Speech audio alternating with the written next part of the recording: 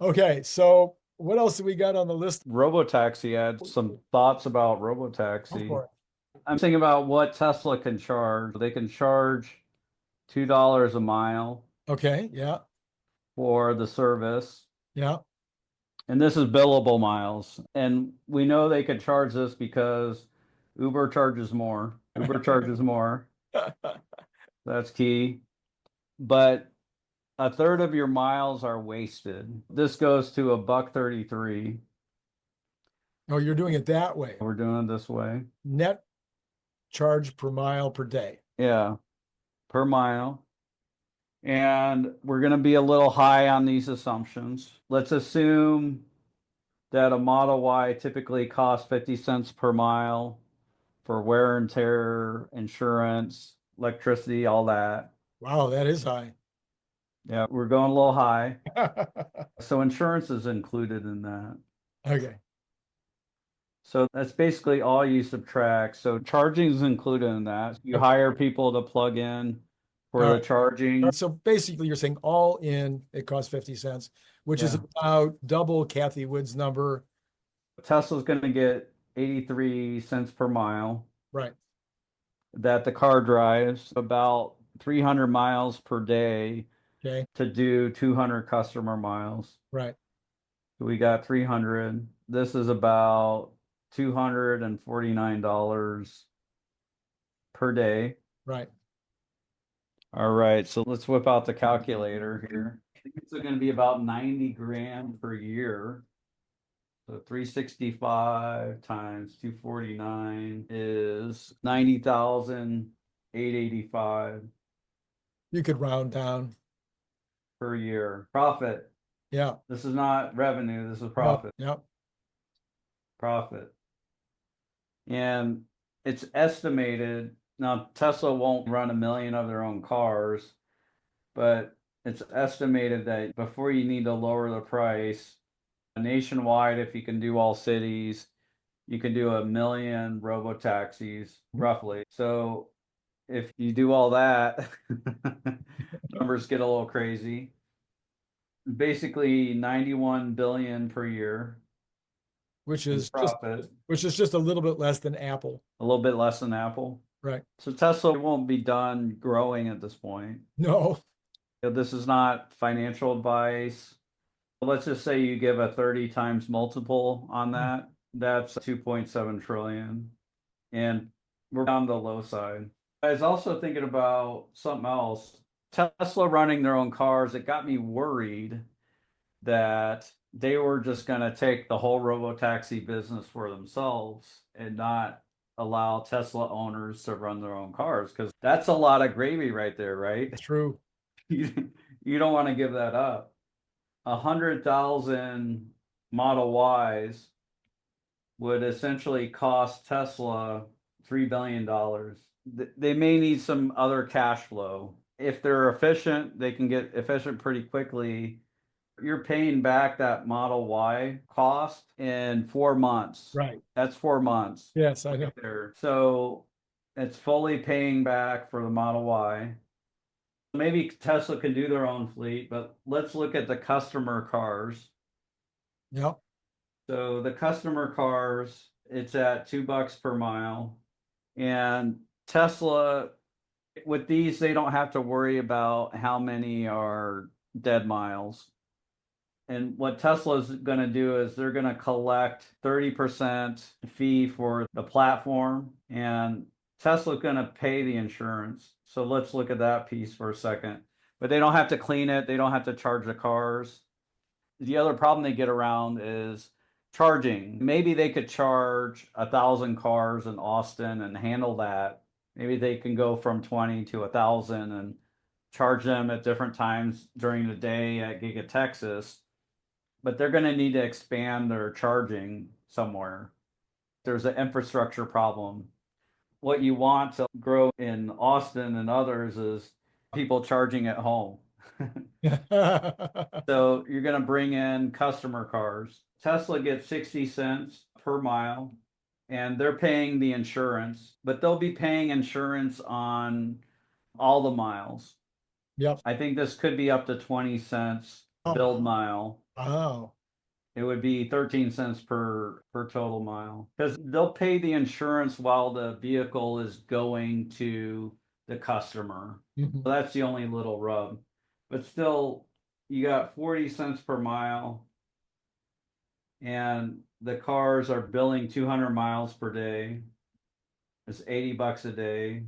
Let's do that one. I think that'll come to 29 grand per year. So $29,200 per year. And this is from Tesla in Right.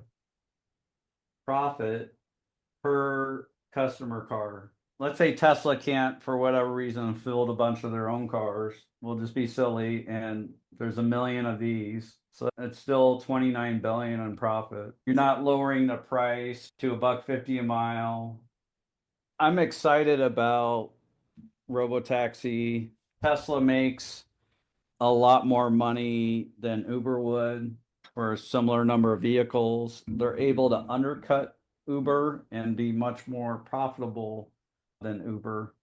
And in those per mile costs, we're including charging, Yep. we're including occasional cleaning, we're being conservative. And this would be a price that would be lower than Uber and Lyft today. You also have the potential with taking the drivers out where you're not paying the drivers to wait. You could potentially lower wait times throughout the markets that you serve. 100%. Should be able to. Yeah. Yeah, I had another realization. Austin is a college town. It's true. They have the big University of Texas there in Austin. So whenever you have a college town, you have a lot of students who are choosing not to have a vehicle Mhm. in the area. You have that big population there. You have all the workers at Giga Texas, so there's over 22,000 of those. It's a great place for them to start. You have all these tech companies that move from California to Austin. So you have all these tech workers that are early adopters, and they're going to try that out. And then you have the various festivals that happen, South by Southwest being a big one that happens in the Austin area. Yeah, I think I've tried to, as a marketer, I've tried to imagine what's going to happen as they go city to city. And Mhm. just the fact that they have over 2 million owned vehicles in the United States. Right. So if I'm going to leave California, if I'm going to Austin, but if I'm not going to Austin, I'm going to Dallas, I'm going to wherever I'm going. If I have a choice between Uber and Tesla, I'm going to take it because I'm a Tesla person.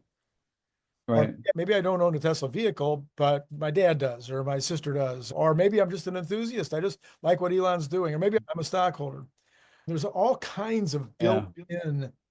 And Dallas is very affluent. So It's, Dallas, Fort Worth, you have Arlington there, yeah, the whole Dallas Cowboy Stadium. There's a lot of wealth there, and I'm guessing there's a lot of Tesla owners in the Dallas area. for the top 13 population cities in the country are now in Texas. Two Mhm. of the top 13 are in California, and one of the top 13 is in Arizona. So if you just Mhm. get Arizona, Texas, and California, you've got half of the number one population cities in the country. And you got Right. a few other pretty close. You could probably add another five out of the next 15 or something like that. It seems, and of course, California, by far the total number of Tesla owners. Yes. It's not even close to other states. That's almost like 50% of the Something like Tesla that. ownership in the Yes, US. For a very long time, it was around 50% yes. California. So if you get those three states, it could easily be those three states would be the first three, and you can grab a huge percentage of the business in those three states. I have literally no worries that if these cars work, all the Mhm. others work, they're going to take Yeah. massive share. Yeah. And what you need for Tesla owners to run their cars in the network is you need trips to work, pick up, drop off. That needs to work well. It needs to work as far as what it does between trips. And the car needs to return to the Tesla owner at their desired state of charge. You need those four things to be working well, and I think Tesla will get those working. Maybe they start off small with Tesla owners, but I think they could quickly scale. Texas is a great state because their energy market is very liberal. So you can almost build up your own solar and throw up a bunch of mega packs and Tesla chargers. That's been one of the things I've been talking about in terms of the advantage, the infrastructure that exists. It's not only the infrastructure of the charging facilities that are already there, but when you have a charging facility, you also have a parking space. So these are places where they can park when they're not in use, as well as be charged, as well as be cleaned. All those could happen in those existing lots. You might have to put an employee there, and I don't think that would be a bad thing. You might have to put one employee in every single, that'd be 3 employees actually, or four for 4 shifts. So you'd have to hire 4 employees to work in any location where you want the cars to be, have somebody come over and charge them. The employee could be helping Tesla customers, could potentially be handing out brochures. There's a million other things they could be doing while they were there on the lot. And you could even have the Tesla employees charge the Tesla owner cars. Yeah. So they don't just have to, they're not just limited to their own. Yes. They'd be motivated to plug in a Tesla owner car Exactly. if it's running on the network. So then the other things is that they've got all the service locations. When it's time to service the vehicle, it needs tires, it needs a repair, something's gone wrong. The service locations are already in place. None of the other guys have that.